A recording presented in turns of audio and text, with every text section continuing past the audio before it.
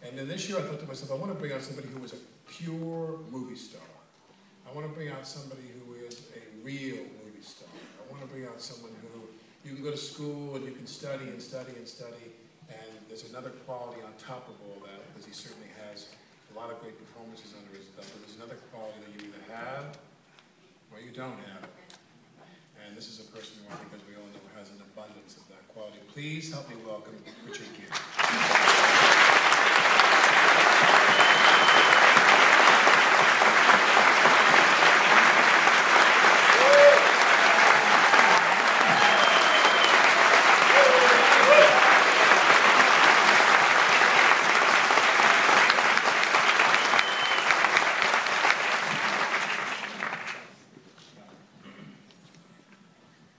Hi, everybody.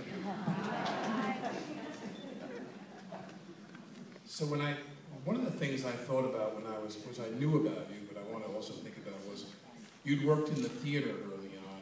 What I kept thinking about is all those beautiful women that I got to kiss. I have a list of them here, actually. I have a section here called Leading Ladies. It's a long list. And, no, and you did it well. You did it quite well.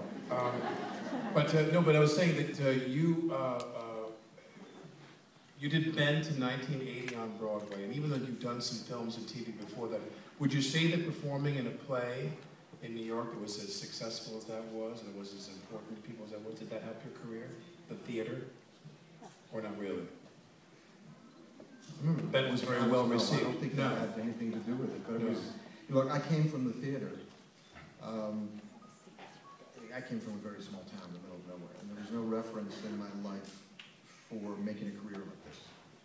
Nobody had done this, and I didn't know what to do. I was in college, and I got a summer stock job in Provincetown, and Provincetown Playhouse, and I went to Seattle Repertory Theaters, and I did some other things, and I met some people, and maybe they would help me out if I came to New York, and it just happened like that. So the theater was what I knew as a working person, and once I started making movies, I enjoyed it very much, but I thought, wow, I can come back now and actually do an extraordinary play that is meaningful to me, and I think to other people as well, something that was challenging.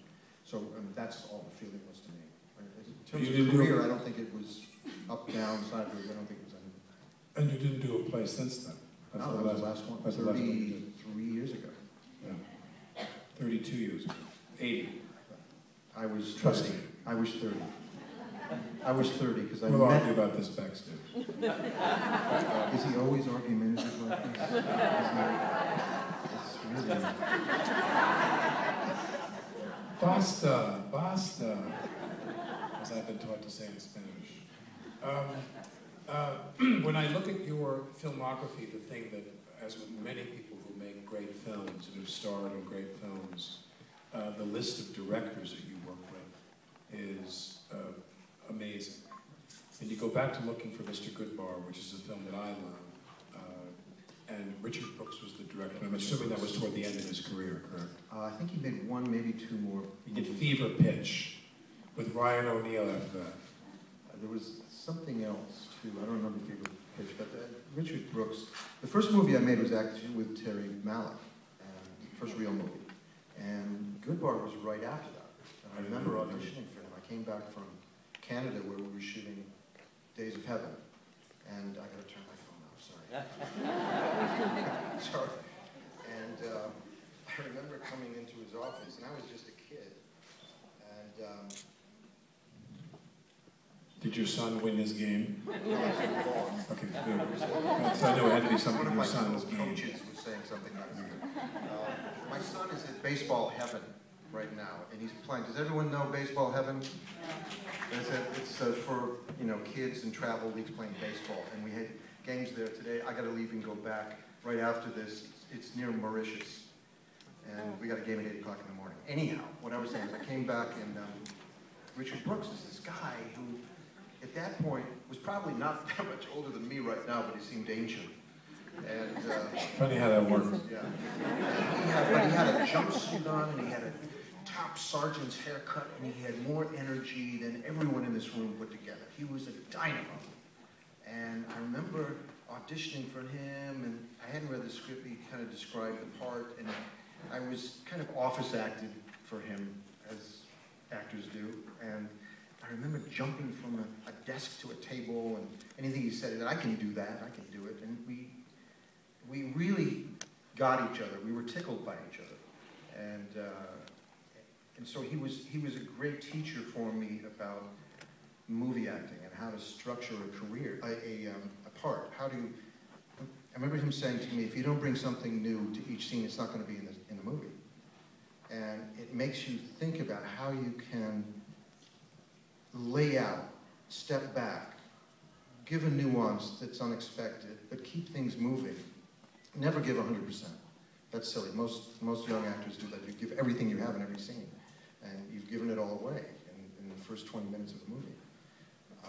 A very important person to me. I mean, he's a great writer, great director, old Hollywood guy, 40s, 50s guy. Cat in the Haunted Groove and Cold Blood.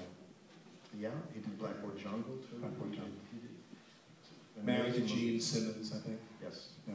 Well, I only know Fever Pitch because Patrick Cassidy, Shirley Jones' son, I worked with him once, and he did this movie, Fever Pitch, with Ryan O'Neal. And he said that Richard Brooks came up to him and he couldn't get to a result that Brooks wanted.